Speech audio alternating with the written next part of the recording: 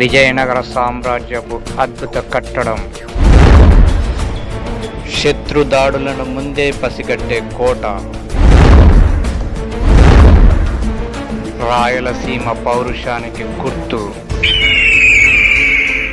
కొండారెడ్డి గారి వీరమరణానికి సాక్ష్యం.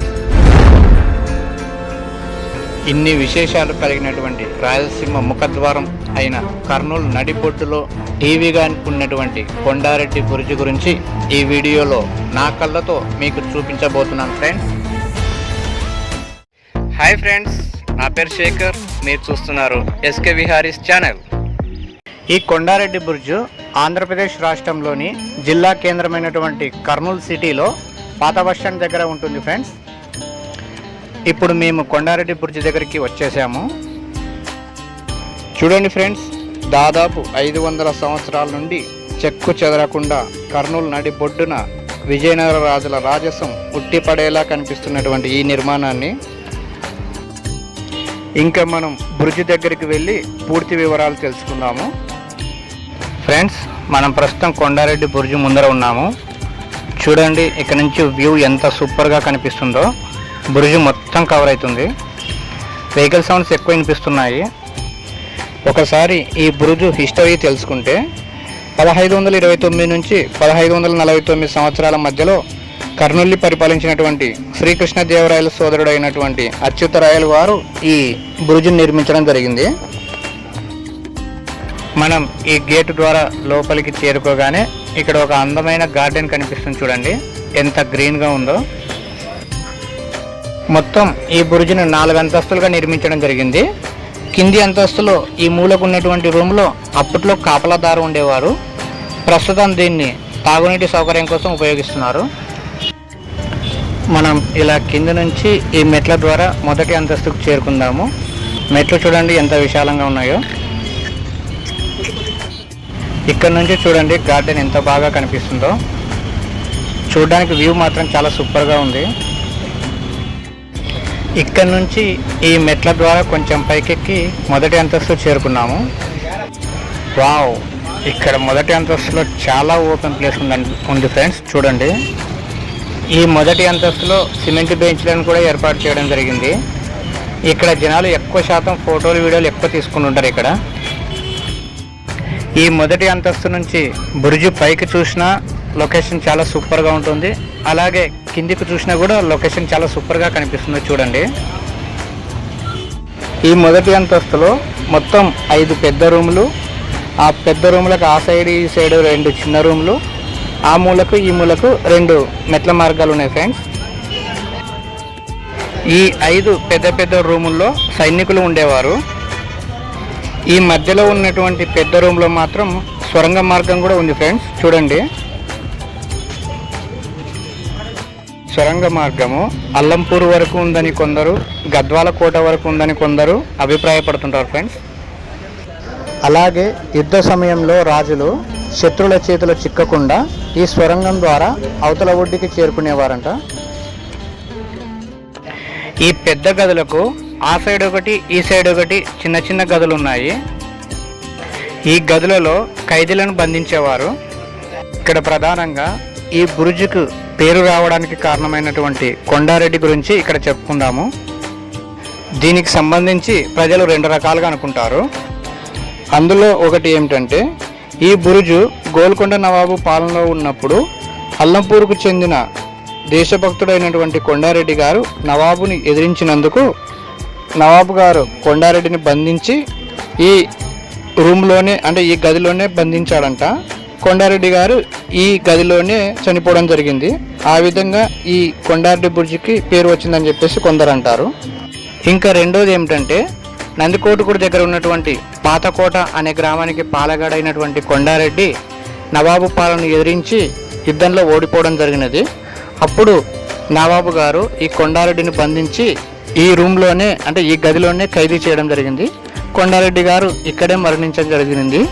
ఆ విధంగా ఆయన పేరు మీద ఈ బురుజుకు కొండారెడ్డి బురుజు అని పేరు వచ్చిందని చెప్పేసి ఇంకొందరు నమ్ముతారు.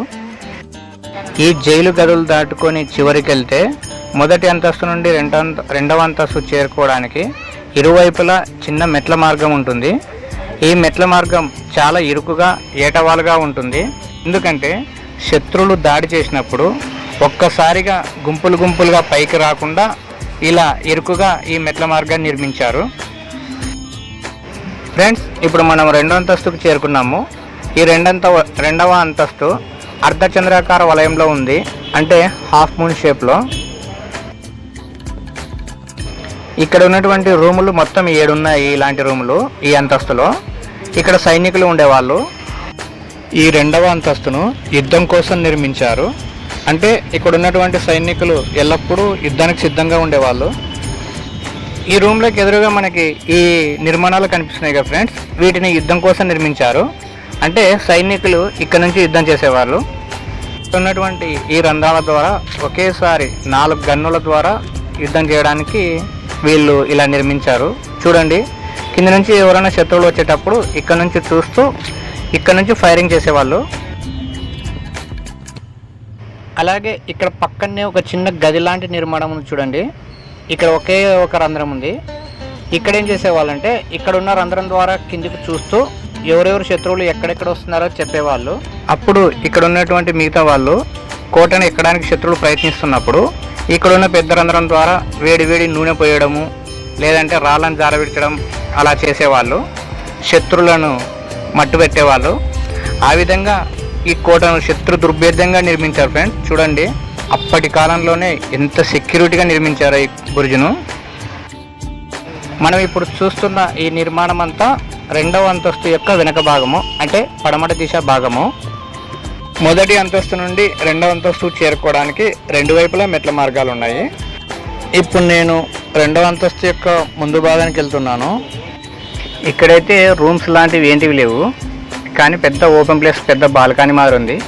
ఇక్కడ నుంచి మాత్రం వ్యూ చాలా బాగా కనిపిస్తుంది. ఇప్పుడు మనం 2వ అంతస్తు నుంచి పైకి వెళ్తున్నాము, అంటే 3వ అంతస్తుకి. మెట్లు మాత్రం చాలా వెడల్పుగా ఉన్నాయి చూడండి.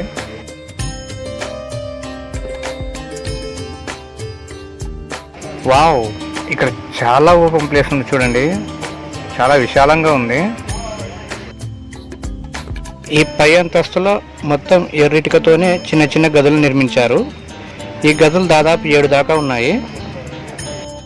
ఫ్రెండ్స్, ఇక్కడ కనిపిస్తున్నటువంటి నిర్మాణాన్ని స్తూపం అని అంటారు. ఈ స్తూపం ఎత్తు దాదాపు 168 అడుగులు. చూడండి ఎంత ఎత్తుగా ఉందో. ఇది బ్రిటిష్ వారి కాలంలో వారి జెండా ఎగరడం కోసం నిర్మించినారు. అంతేకాక దీని పైకెక్కి సుదూరంగా వస్తున్న శత్రువులను కూడా పసిగట్టవచ్చు అంట ఇక్కడ నుంచి చూస్తే.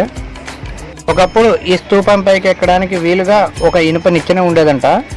కానీ ఎక్కిన వాళ్ళు కింద పడితే ప్రమాదం జరుగుతుందనే ఉద్దేశంతో ప్రస్తుతం దాన్ని తొలగించేసినారు.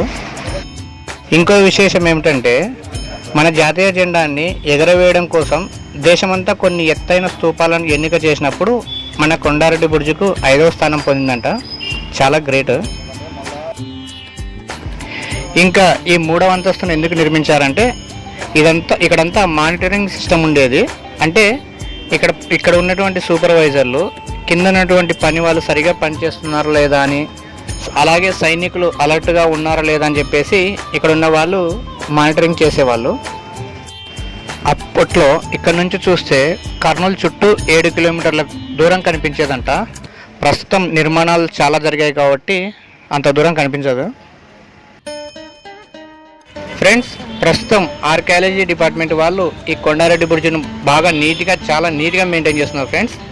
అలాగే ఈ కర్నూలు జిల్లాలో ఈ కొండారెడ్డి బుర్జు మంచి టూరిజం ప్లేస్ గాను, అలాగే షూటింగ్ స్పాట్ గాను ఫేమస్ అయింది. ఇక్కడ గతంలోనే చాలా సినిమాలు షూటింగ్ జరుపుకున్నాయి. అందులో మహేష్ బాబు గారి ఒక్కడి సినిమా మరియు సరిలేరు నీకెవరు సినిమా చాలా ఫేమస్ అయినాయి. ప్రస్తుతం ఈ కొండారెడ్డి బుర్జు గురించి ఇక్కడ చూడడానికి వచ్చిన వారి మాటల్లోనే విందాము. పేరు ప్రవీణ్, తెలంగాణ నుంచి వచ్చిన. ఇక్కడ కర్నూలులో కొండారెడ్డి బుర్జు ఫేమస్ అంటే చూడడానికి వచ్చిన. ఇక్కడ అంతా విశాలంగా చాలా బాగుంది లొకేషన్. ఫ్యామిలీతో వచ్చిన వాళ్ళకి లొకేషన్ అంతా బాగుంది ఫోటోలు దిగడానికి. నా పేరు రాజు, నేను తెలంగాణ నుంచి వచ్చిన. ఇక్కడ కొండారెడ్డి బుర్జు ఫేమస్ అంటే కిందికి వచ్చినాం. ఇక్కడ ఫ్యామిలీకి వీడియోస్ తీసుకోవడానికి లొకేషన్ బాగుంది. ఇది ఫ్రెండ్స్ కొండారెడ్డి బుర్జు గురించి పూర్తి వీడియో. ఈ వీడియో నచ్చిందని అనుకుంటున్నాను. ఈ వీడియో నచ్చితే లైక్ చేయండి, షేర్ చేయండి, అలాగే ఎలా ఉందో కామెంట్ చేయండి. ఇలాంటి మరిన్ని వీడియోస్ కోసం మన ఛానల్ని సబ్స్క్రైబ్ చేసుకోండి. మరో మంచి వీడియోతో మరోసారి కలుద్దాం. అంతవరకు సెలవు. బాయ్.